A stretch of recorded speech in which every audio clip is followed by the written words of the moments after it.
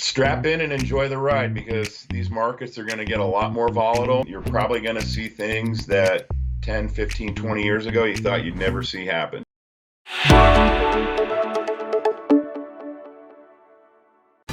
Please join us for our next live stream Sunday, February 23rd at 9 p.m. Eastern. We'll go over current events, past guests, and of course, gold and silver news. Once again, our next live stream will be Sunday, February 23rd, 9 p.m. Eastern. See you then. Hello again, everyone, and welcome to another edition of Silver Bullion Television, SBTV. I'm your host, Patrick Vieira.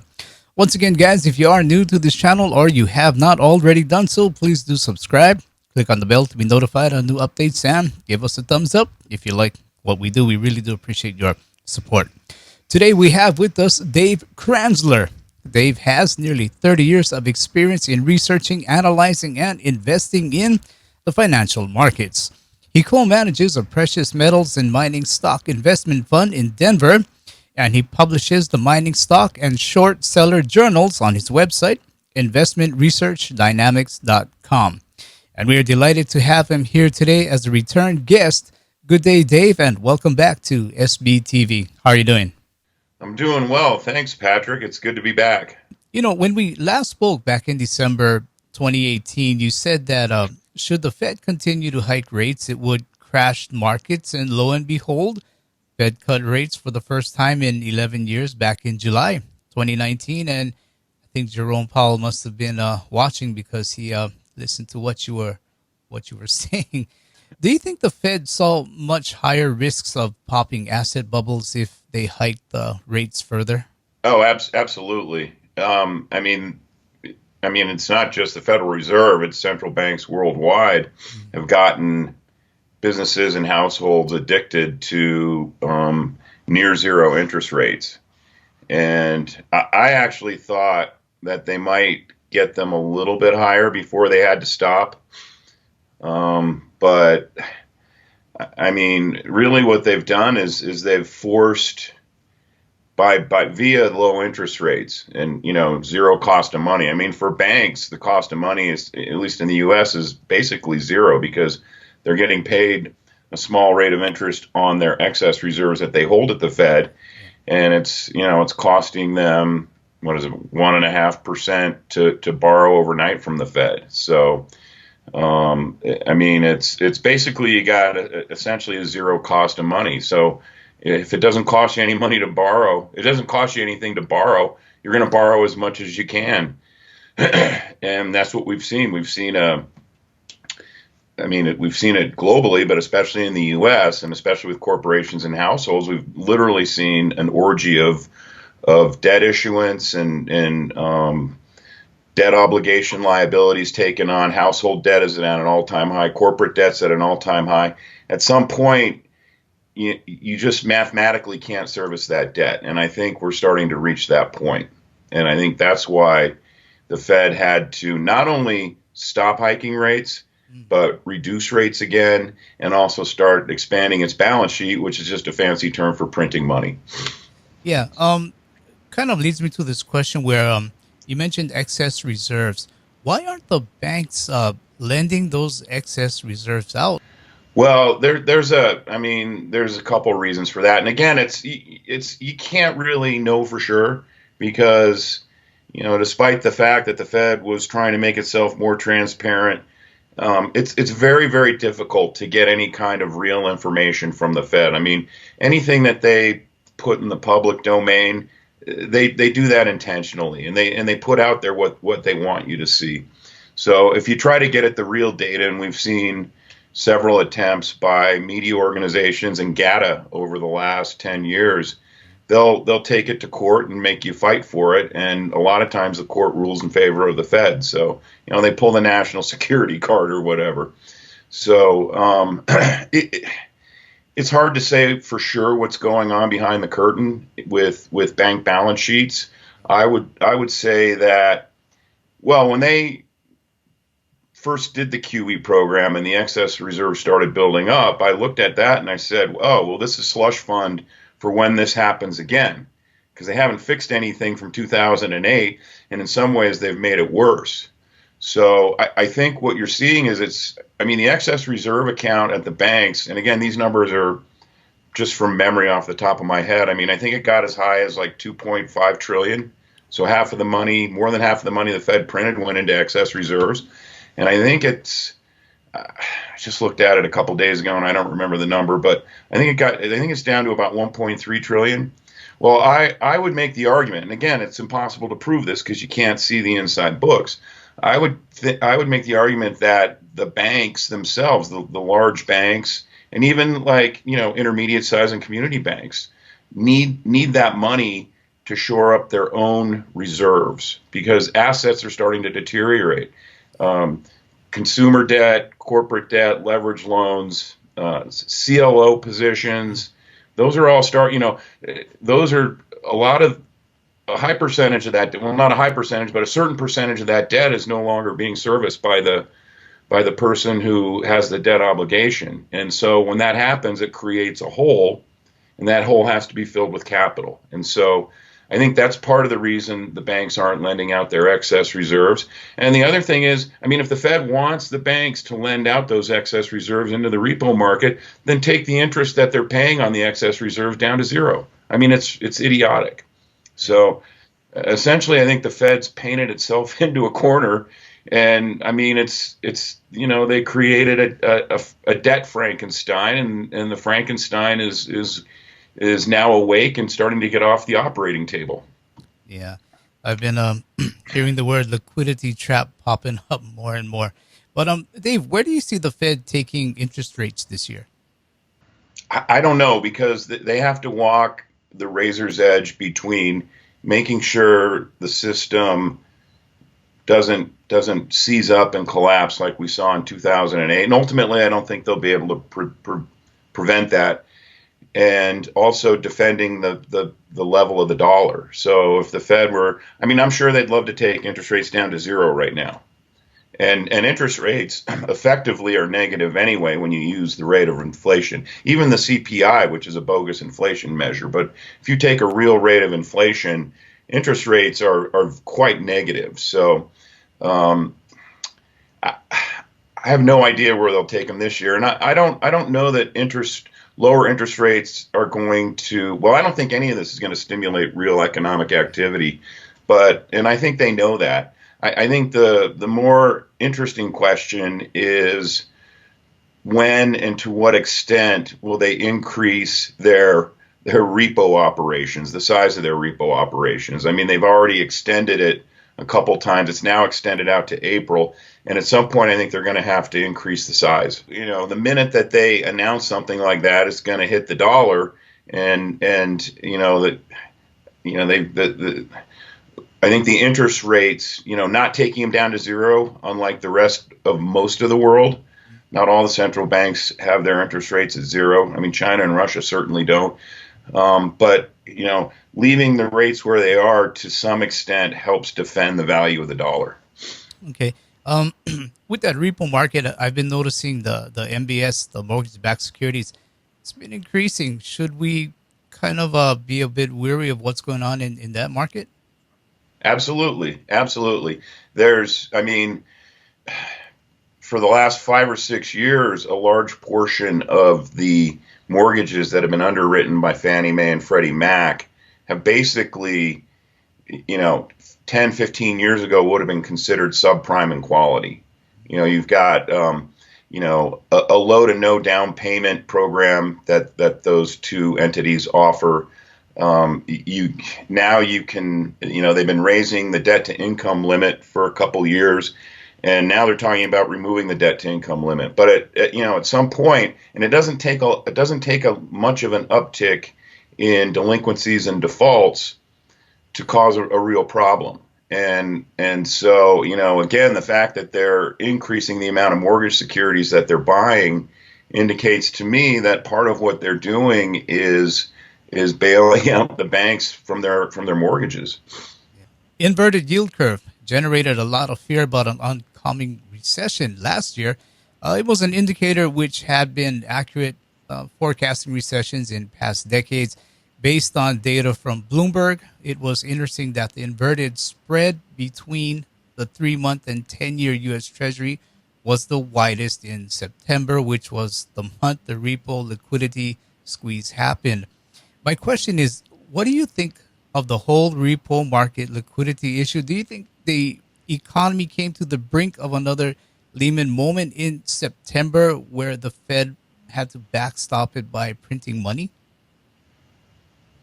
Well, I mean, I think there's two aspects going on there. First of all, if you use a real rate of inflation, there hasn't been any GDP expansion in the last 10 years. Maybe a quarter or two, there's been a little bit of incremental real growth in the GDP.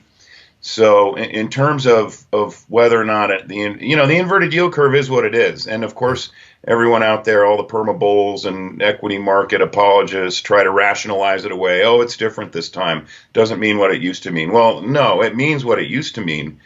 But and again, the yield curve inverts well in advance of when the official recession declaration body decides to declare that a recession existed. So when you look at the industrial production, manufacturing, freight shipment data, and some other things, I mean, it's clear there's segments of the economy that are in recession and have been in recession for a while. Now, the housing market, although it hasn't gotten to be as robust as it did in the middle of the first housing bubble, it's still being kept alive by near zero interest rates, near record low mortgage rates, and a very low bar in terms of what it takes to qualify for a mortgage. So I think there's no coincidence between what you mentioned about the inversion and when the Fed started dumping money in the system. What happens is when you've got all the debt increasing at a rate that's much faster than any kind of incremental economic output, eventually the ability to service that debt is going to erode. And so I think the Lehman moment that you're talking about, and I don't know if no one can possibly know if things were as bad as they were in August and September of 2008 behind the scenes, but certainly rolling out the Repo program, which is just a fancy name for printing money and giving it to the banks so that they can stay solvent, and the hedge funds. I think they had to start doing that to prevent a general collapse in the markets. The price of gold actually kind of anticipated the Fed repo program or the Fed money printing starting back up as early as June, because if you look, gold bottomed out at around, 1250, 1275, late May, early June, and it shot up, over 1500 in a very short period of time. And I would argue that, smart money that is involved in the gold market sniffed out what was going to happen in September as early as early June. Why do you think the Fed is so reluctant to let the boom bust nature of normal markets play out? Because it's what they've always done. It's how they keep their power. Once you're in power, you're going to do what you can to defend the system as it is. And it's also a wealth transfer mechanism. You create inflation and you transfer, like look at the stock market. I mean, really, maybe the top 1% and probably really the top 0.5% of the wealth demographic are the beneficiaries of what's going on in the stock market. I mean, most households, if they have any exposure to stocks, it's in a 401k that they can't touch, or a pension plan or whatever. So it's a way to, because you can drive the stock market up, and all your insider buddies, you tell them to start selling. We've seen corporate insiders have been selling stocks at a record rate over the last couple of years.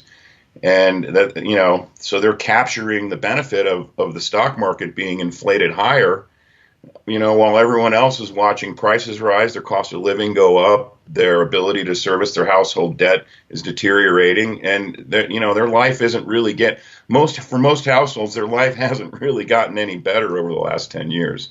Have you been keeping an eye on auto loan, student loan debt? What's the situation there? Student loans, it's hard to get really good data on, because when borrowers go into delinquency, there's programs that let them defer payment, and then if you haven't paid your student loan for 60 or 90 days and you go into one of these programs, you're taken out of the delinquency and default numbers. Or if you got a student loan, you can't service it, you don't like your job, you go out and you get more student loans and you enroll in to take classes at whatever, onlineuniversity.com, and your loans go into remission. So I have seen articles in the past that estimate the true delinquency rate. Like, if everyone who has a student loan was forced to make a payment every month, the true delinquency rate's over 40%. So, and it may even be higher. But in terms of auto loan debts, yeah, I mean, that number, it's lagged, but you can get it. It's usually lagged by 3, 4, 5 months, whatever. And I scour this data every week for my short sellers journal. And when I wrote about it, I don't know, 2 or 3 weeks ago, the just overall class of auto loans had reached a delinquency rate that was, it's as high now as it was in 2009. And then if you look at what they consider to be subprime auto loans, the delinquency rate on those is approaching 10%, and that's about as high as it's ever been. Okay. Yeah, we you touched on gold for a bit, and it did have a great year last year. It even went above 1,600 this year. What can you tell from the rising price of gold? I know you mentioned smart money sniffed it out and started going into gold, but then Fed kind of activated this repo market, and I guess the smart money knew that equities were going to be safe for a while and perhaps maybe move back out of gold. But how do you see gold this year? Do you see smart money going back into it? Well, I mean, again, the gold market is bifurcated. You got the paper gold derivative market, COMEX, LBMA, OTC derivatives, all the ETFs, and those are driven by Western investors and Western momentum chasers, hedge funds, and et cetera. And then you've got the physical market, the Eastern Hemispheric countries that are accumulating physical gold, want delivery of physical gold into their possession, et cetera. So I think what's driven the price higher is a combination of the anticipation for a lot more money printing to come, not just from the Fed, but all the major central banks. I mean, China just dumped a lot of liquidity into their system earlier this week. But also, I think there's pressure from the physical market that's forcing, the entities that try to manage the price of gold using these derivatives. It's forcing them to allow the paper price to rise in order to try and stimulate more gold production from mines and maybe stimulate some selling of physical. And the reason why I say that, and we used to look at this all the time, and I guess when the LBMA stopped publishing the gold forward, the GOFO rate, I think a lot of people kind of stopped looking at it. But if you look at like, you can just go to Kitco and they have gold lease rates. I mean, the leasing rates from 3 months out to a year, the lease rates in general have been inverted, and that usually indicates there's a tightness in the physical market, because it means there's higher immediate demand for physical possession of gold for whatever purpose, and I think a lot of it has to do with banks having to make physical deliveries into Asia and India.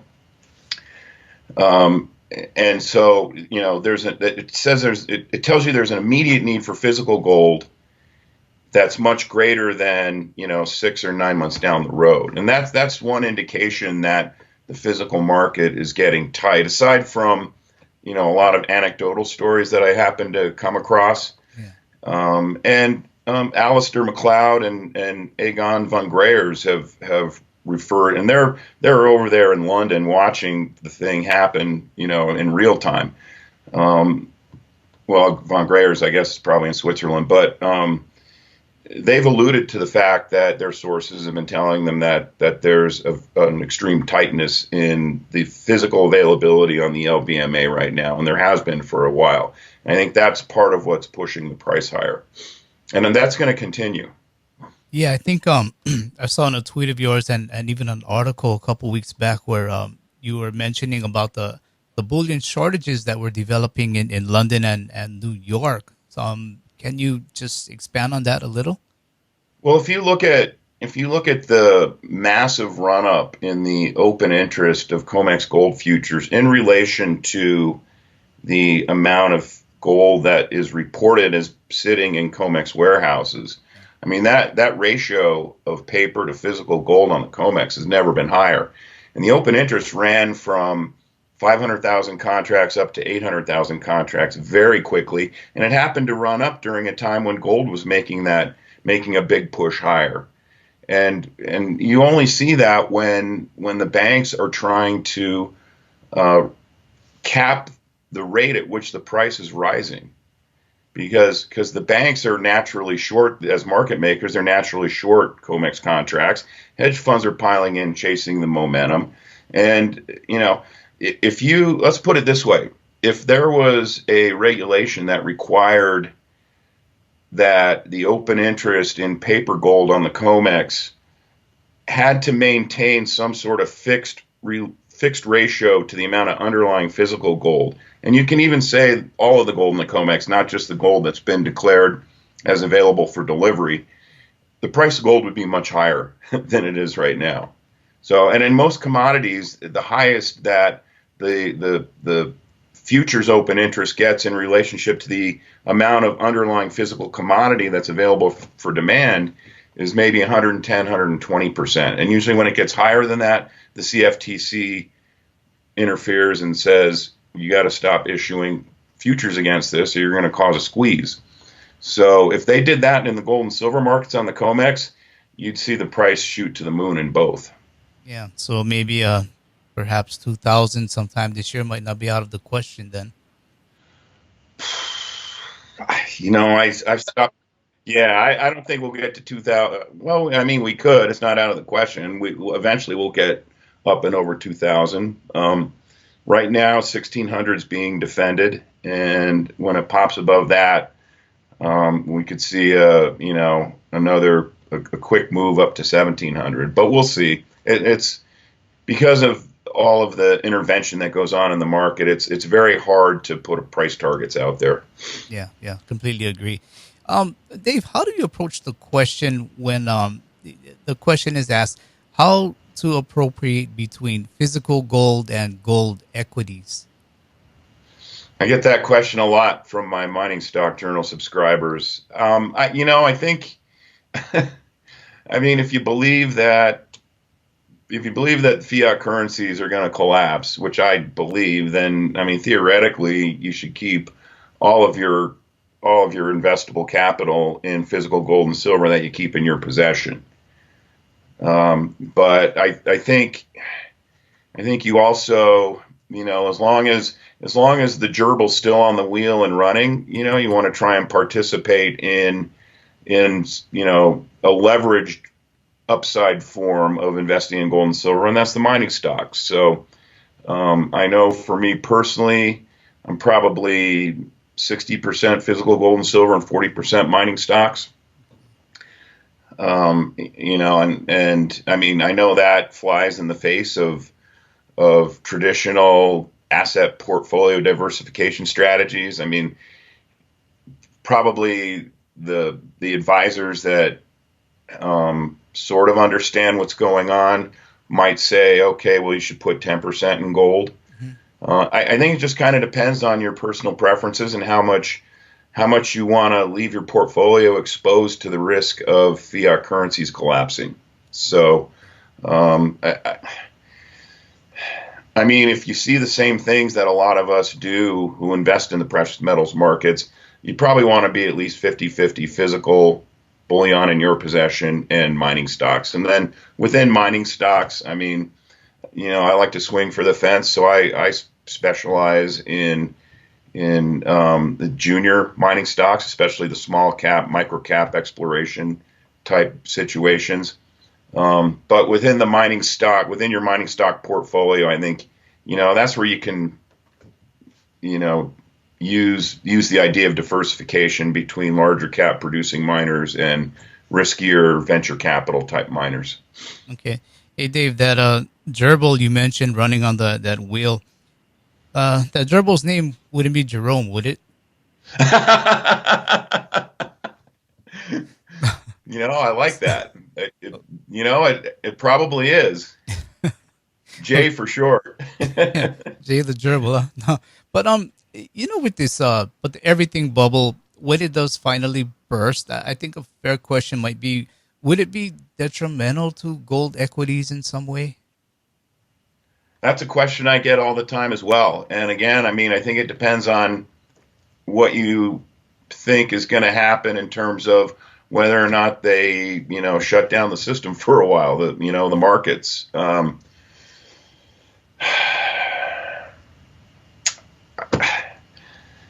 If the markets are allowed to stay open and operate freely, then a lot of these mining stocks are going to make moves like we just saw in Tesla. Oh. And that may happen before everything collapses. I don't know. I mean, it's a good question, and that's why I recommend, if you have at least 50% in physical bullion, and what I think is coming actually hits, you're gonna it'll be a wealth changing event just owning that gold and silver. So if there's a systemic reset, some entity, whether it's the China-Russia consortium or whatever, is going to reintroduce gold and probably silver into the monetary system, and I'm sure they'll create some sort of fixed conversion rate at a much higher level than people are willing to imagine right now. Okay. But in your opinion, since we're talking a bit about silver now, why has silver not recovered as much ground lost as gold since 2011? That's a good question. I mean,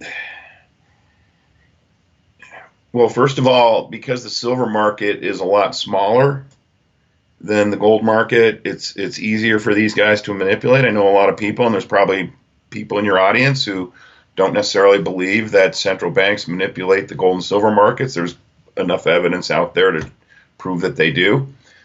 So I think that's part of it. I think that if there's a big short interest in derivative silver out there, and when silver gets untracked, like it did between 2010 and 2011, when it basically ran from $20 to $50 in a very short period of time, that causes banks. It's going to cause a lot of damage to the banks that are short derivative silver, and so there's motivation there for them to try and keep a lid on the price of silver. Beyond that, I don't really know. I mean, all I can say is, well, the gold silver ratio is in the high 80s right now.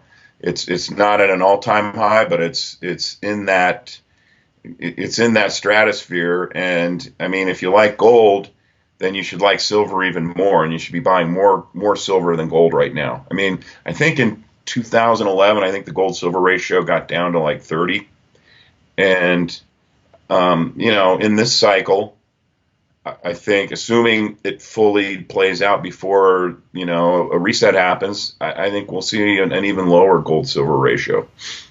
Yeah. Any guesstimate? 50, 40? Well, over hundreds and hundreds and hundreds of years, the long-term gold silver ratio is around 16. Right. So, again, assuming, and the catalyst that would drive that is the market smelling that a reset is coming. And so assuming that the markets are allowed to play out before a reset happens, yeah, I think we could go to 16 and even lower. Okay, a lot of guys are going to send you some love letters after they hear you say that, right? So, okay. Well, I mean, if you look at the the long-term history of it, ancient Rome had set an 8-to-1 ratio for gold to silver, and that was based on they were pulling 8 times more silver out of the ground than gold. So they set the conversion ratio at 8-to-1. They put the two metals on equal monetary footing. And until central banks really became kind of the dominating factors in the financial markets, say in the last 200 years, gold silver ratio, averaged 15-16. So, and even today, and I haven't looked at the numbers for quite some time, but I believe the ratio of silver mine to gold mine in terms of ounces, I think they pull about 9 or 10 ounces of silver out of the ground for every ounce of gold on an annual basis. So if you're going to put the two metals on equal monetary footing, you got to set an exchange rate that reflects the marginal supply of each. Okay, Dave Kranzler, before we wrap up, can you tell us more about the journals you publish at Investment Research Dynamics? Sure. My website's investmentresearchdynamics.com, and at the top there's links to both my mining stock journal and my short sellers journal, where you can get some more information. It explains how they work. There's no minimum subscription time period required beyond the first month. The mining stock journal comes out bi-weekly every other Thursday. So I'm actually releasing one this afternoon that's going to have a 10-cent mining stock idea that I think has incredible upside. And my short sellers journal is weekly, and that's released every Sunday. Okay, Dave, we appreciate that. Anything else you want viewers to know or you want to share with them? Strap in and enjoy the ride, because these markets are going to get a lot more volatile, and you're probably going to see things that 10, 15, 20 years ago you thought you'd never see happen. Yeah, I hear you. I guess we just got to hope OJ falls off that wheel soon. You know what? And regardless of how this unfolds, there's nothing you can do about it anyway, except try to take care of your own household and your own family. And to me, that starts with having a good solid core holding in physical gold and silver that you keep under lock and key in your own possession. Okay, Dave Kranzler, again, we appreciate your time, and we really do wish you all the best this coming year, and good luck with Investment Research Dynamics. It's a good publication. Thank you very much. I appreciate that, and it was good to be on here again. That was Dave Kranzler from InvestmentResearchDynamics.com with his views on the economy and precious metals. To find out more about Dave's work, please visit his website, InvestmentResearchDynamics.com. If you like this video, please hit the like button and subscribe to the SBTV channel, and do also check out our podcast on iTunes and Spotify.